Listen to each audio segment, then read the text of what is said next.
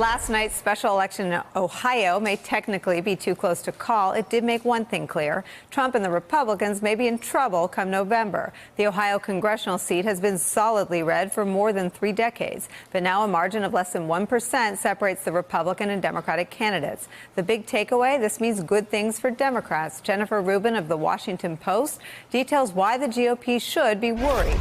Quote, running an essentially even race in a district that should not remotely be in play will please Democrats. For Republicans, they averted complete disaster but should keep preparing for a big blue wave. They need to worry about more than 60 seats that are less Republican than the Ohio 12. The panel's back. Sam Stein's still here. Sam, let me start with you. It seems like we often overread the results of any special election. If you prevail, you read into it and project onto it national import. If you come up short, you make it local. That doesn't seem like an excuse the Republicans have for this district. Being this close does not mean anything good for Republicans right now. Yeah, and I wouldn't just, don't take just this one race. Look at the totality of races that have been done, the congressional ones, the state legislator ones, the Senate. In each instance, Democratic turnout is Democratic turnout is percentage-wise greater than it was in 2016 and far greater than the Republican growth in turnout. And so what that builds up to is a likely wave. We don't know if it's going to be across the board. But the more interesting thing to me, I guess, from last night is that Republicans find themselves in a little bit of a box. On the one hand, Donald Trump's incredible unpopularity has hurt the party politically, obviously. But on the other hand, they desperately need him to turn out his voters.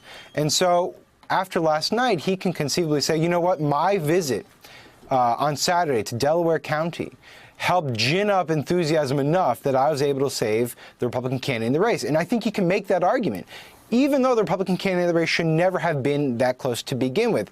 And what this means is that a bunch of Republican candidates in very difficult districts will now be left with a very impossible choice, which is, do I latch on to the president or do I not? And I don't know if there's really great answers there. We got 2 strategists at the table. What do they do? Well, it's really good news for Kent Harbaugh, who's running in the Ohio 7, a U.S. Navy veteran in a close race there. Because what it means when you look at these midterm elections, there's only been 3 elections in 118 years where the incumbent president's party has picked up seats. Mm-hmm. This isn't going to be one of them.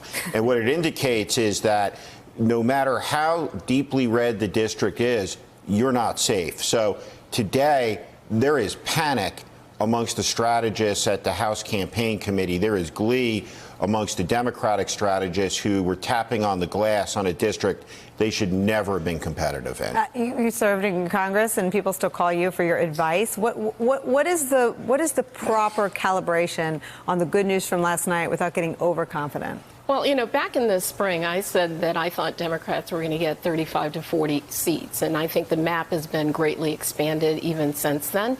But it means that Democrats also have to just focus on their districts, not on the larger political narrative, the national political narrative, but focus on their districts. That is what was done in the Ohio district, in Connor Lamb's district in Pennsylvania. And I think there, Democrats will be able to capitalize on the momentum and the energy that is already there for Democratic voters based on the national narrative. So I think there's a real opportunity. That's harder to do than say, though. I spent a lot of time in the Trump counties that flipped for the first time. I went to Erie, I went to Bay City, I went to a lot of places that hadn't voted Republican since Reagan. And it's the right strategy, but it's hard to execute in a news climate where even the local news leads with Donald Trump's most outrageous act of the day. I think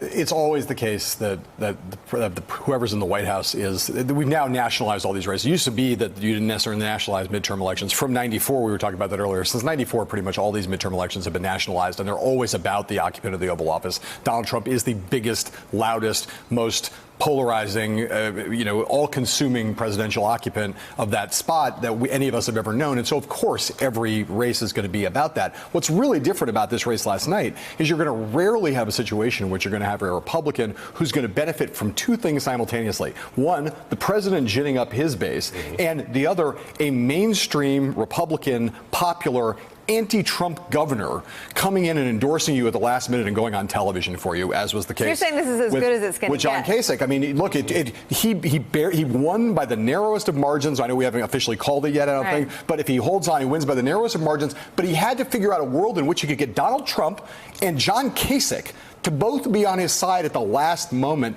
both motivating. And you're just not going to see that kind of concurrence in very many places in America where Republicans are in danger. And Gene, I'm guessing the effect for a college-educated suburban woman of having Kasich come in would be to sand off some of the most offensive, vile aspects of Trumpism, and for Kasich to put a seal of approval. How many other? You're right. I mean, how many other candidates are going to have sort of the Kasich numbing gel?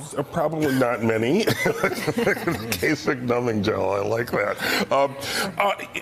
But here's what's going to happen. I mean, Trump has been trying desperately to sort of gin up enthusiasm among his base. That's going to continue. That's going to intensify. And he's going to build a wall around us, right? If exactly. But you know, so the table is set for Democrats. Yeah. But they do have to. They have to close the deal. They have to anticipate that, you know, not all Republicans are going to be so depressed that they can't bother to drag themselves out of bed. Hey there, I'm Chris Hayes from MSNBC. Thanks for watching MSNBC on YouTube. If you want to keep up to date with the videos we're putting out, you can click subscribe just below me, or click over on this list to see lots of other great videos.